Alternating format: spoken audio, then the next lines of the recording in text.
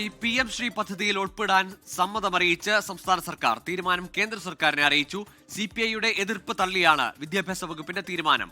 പദ്ധതി വിഹിതം സംസ്ഥാനത്തിന് അർഹതപ്പെട്ടതാണെന്നും 1476 കോടി രൂപ എന്തിന് കളയണമെന്നും വിദ്യാഭ്യാസ മന്ത്രി വി ശിവൻകുട്ടി.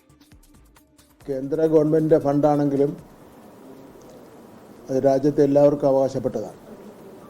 എന്തെങ്കിലും ഒരു ന്യായം പറഞ്ഞ് ഫണ്ട് എങ്ങനെ വെട്ടിക്കുറയ്ക്കാമെന്നാണ് കേന്ദ്ര ഗവൺമെൻറ് ആലോചിച്ചുകൊണ്ടിരിക്കുന്നത്.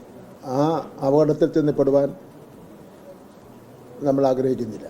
കേന്ദ്ര ഗവൺമെൻറ്റിൽ നിന്ന് 1466 കോടി രൂപയാണ് കിട്ടാനുള്ളത്, കുടിശ്ശികയടക്കം. അതേസമയം കേരളം പദ്ധതിയുടെ ഭാഗമാകരുതെന്ന നിലപാടിൽ മാറ്റമില്ലെന്ന് CPI സംസ്ഥാന സെക്രട്ടറി ബിനോയ് വിശ്വം പ്രതികരിച്ചു.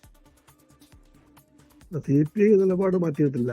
ഇതുമായിട്ട് ബന്ധപ്പെട്ടത് ചർച്ചകൾ പുതുതായിട്ട് ഇവിടെ ഉണ്ടായിട്ടുമില്ല. വിദ്യാഭ്യാസ രംഗത്ത് RSSന്റെയും BJPയുടെയും കാര്യപരിപാടി നടപ്പിലാക്കലിന്റെ ഒരു പേരാണ് NEP. അത് BJPക്ക് പഥ്യമായിരിക്കാം.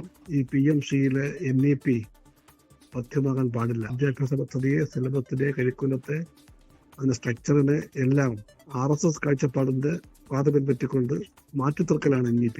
അതിലേക്ക് കേരളം പോകാൻ പാടില്ല. കേരളത്തിലൊരു ബദൽ ധർമ്മം നടപ്പിലാക്കാനാണ് ഇന്ത്യയിൽ. അത് കേരളം മറക്കാൻ പാടില്ല. ചർച്ച ഉണ്ടാകുന്ന വലിയ CPI നിലപാട് പറയും. റിനു ശ്രീധറുണ്ട് തിരുവനന്തപുരത്ത് നിന്ന് വിശദാംശങ്ങളുമായി. റിനു, വിദ്യാഭ്യാസ രംഗത്തെ RSS വൽക്കരണമാണ് PMCയുടെ ലക്ഷ്യം എന്നാരോപിച്ചായിരുന്നു വലിയ പ്രതിഷേധം. ഒരുപാട് പ്രസ്താവനകൾ ഇടത് നേതാക്കളുടെ ഭാഗത്തു നിന്ന് വന്നതാണ്. ഇടത് വിദ്യാർത്ഥി സംഘടനകൾ പ്രതിഷേധം അറിയിച്ചതാണ്. ഒടുവിൽ വിദ്യാഭ്യാസ വകുപ്പിന്റെ ഈ പുതിയ തീരുമാനം പദ്ധതിയിൽ ഒപ്പിടാനുള്ള നിലപാടെടുക്കുമ്പോഴും CPI എതിർക്കുന്നു. ഇനി ആ എതിർപ്പിന് എന്തെങ്കിലും തരത്തിൽ വകവെക്കാൻ സാധ്യതയുണ്ടോ സർക്കാർ?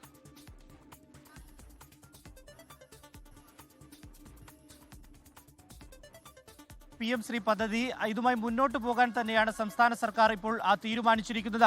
വലിയ രീതിയിലുള്ള എതിർപ്പ് ആദ്യഘട്ടം മുതൽ CPI അടക്കം മുന്നോട്ട് വെച്ചു. 2 പ്രാവശ്യം മന്ത്രിസഭാ യോഗത്തിൽ ഇക്കാര്യത്തിൽ തടസ്സം പറഞ്ഞ് അത് മാറ്റിവെക്കുകയും ചെയ്തു CPIയുടെ ഇടപെടലിലൂടെ. ഇപ്പോൾ എന്തായാലും സർക്കാർ മുന്നോട്ട് പോവുകയാണ്. ഇതുമായി ബന്ധപ്പെട്ടുകൊണ്ട് കേന്ദ്ര സർക്കാരുമായി ഇടപെടുവാൻ വേണ്ടി വിദ്യാഭ്യാസ വകുപ്പ് സെക്രട്ടറിയെ മന്ത്രി ചുമതലപ്പെടുത്തിയിട്ടുണ്ട്. അടുത്തയാഴ്ച വിദ്യാഭ്യാസ മന്ത്രി, അതായത് കേന്ദ്ര വിദ്യാഭ്യാസ വകുപ്പ് മന്ത്രിയെയും സഹമന്ത്രിയെയും വിദ്യാഭ്യാസ മന്ത്രി വി ശിവൻകുട്ടി കാണുമെന്നും അറിയിച്ചിട്ടുണ്ട്. വലിയ പ്രതിഷേധം നേരത്തെ തന്നെ, കാരണം ഈ പദ്ധതി കേരളത്തിലേക്ക് വന്നു കഴിഞ്ഞാൽ പല ചരിത്രങ്ങളും വളച്ചൊടിക്കുന്ന ഒരു സാഹചര്യമുണ്ട്. പാഠപുസ്തകത്തിലടക്കം കേന്ദ്ര സർക്കാർ ഇതിനെല്ലാം തന്നെ പാത്രമാകേണ്ടി വരും സംസ്ഥാനവും എന്നുള്ളതാണ്. പക്ഷേ ആ നിലപാട് ഒരിക്കലും അംഗീകരിക്കില്ല എന്നുള്ളതാണ് വിദ്യാഭ്യാസ വകുപ്പ് മന്ത്രി അല്പസമയം മുമ്പ് മാധ്യമങ്ങളോട് പറഞ്ഞത്. സാധാരണക്കാരായിട്ടുള്ള കുട്ടികൾക്ക് കിട്ടേണ്ടുന്ന അവകാശം, ആ അവകാശം നേടിയെടുക്കുക മാത്രമാണ് സർക്കാർ ചെയ്യുന്നത്. 1500 കോടിയോളം രൂപ എന്തിനു വെറുതെ പാഴാക്കി കളയുന്നു എന്നുള്ളതാണ്. CPIയുടെ എതിർപ്പ് എന്താകും എന്നുള്ളൊരു ചോദ്യത്തോട് അദ്ദേഹം പറഞ്ഞത് ഒരു ചിരിയോടുള്ള കൂടിയുള്ള മറുപടിയാണ്. കുട്ടികൾക്ക് കിട്ടേണ്ട ആനുകൂല്യങ്ങളല്ലേ, അതിൽ എല്ലാവരും ഒരുമിച്ച് നിൽക്കണം, മാധ്യമപ്രവർത്തകരടക്കം ഒരുമിച്ച് നിൽക്കണം, ഒരു വിവാദത്തിലേക്ക് പോകരുത് എന്നുള്ള ഒരു അഭ്യർത്ഥന കൂടി അദ്ദേഹം മുന്നോട്ട് വയ്ക്കുന്ന ഒരു സാഹചര്യമാണ് ഉണ്ടായത്. എന്തായാലും RSS വൽക്കരണമാണ് നടത്തുന്നത് എന്നുള്ള ആരോപണമൊക്കെ തന്നെ നേരത്തെ ഉയർന്നു വന്നിരുന്നു. പക്ഷേ അതൊന്നും അംഗീകരിക്കില്ല എന്നുള്ളതാണ്. എന്തായാലും വിദ്യാഭ്യാസ വകുപ്പ് ഇതുമായി മുന്നോട്ട് പോകുന്നു.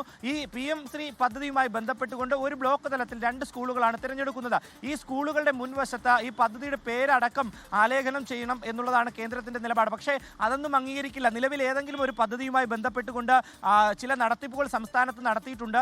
അതിൽ എവിടെയെങ്കിലും ഏതെങ്കിലും തരത്തിലുള്ള ഒരു പേര് എഴുതി വെച്ചിട്ടുണ്ടോ എന്നുള്ളതാണ് മന്ത്രി വി ശിവൻകുട്ടി ചോദിച്ചത്. എന്തായാലും പദ്ധതിയുമായി മുന്നോട്ട് പോകാൻ തന്നെയാണ് സംസ്ഥാന സർക്കാരിന്റെയും വിദ്യാഭ്യാസ വകുപ്പിന്റെയും തീരുമാനം. ഗോകുൽ, ശരി. ഏതായാലും PMC പദ്ധതി സംബന്ധിച്ച് സർക്കാരിന്റെ നിലപാട് മാറ്റം, അതിൽ ഇപ്പോഴും CPIക്ക് എതിർപ്പുണ്ട്. പക്ഷേ കേരളത്തിന് അനുയോജ്യമായ രീതിയിൽ, ഉപകാരപ്പെടുന്ന രീതിയിൽ ഉപാധികളുമായി ഈ പദ്ധതി മുന്നോട്ട് പോകും, അതിൽ ഒപ്പുവെക്കും, നടപ്പിലാക്കുമെന്ന് തന്നെയാണ് വിദ്യാഭ്യാസ മന്ത്രി പറയുന്നത്.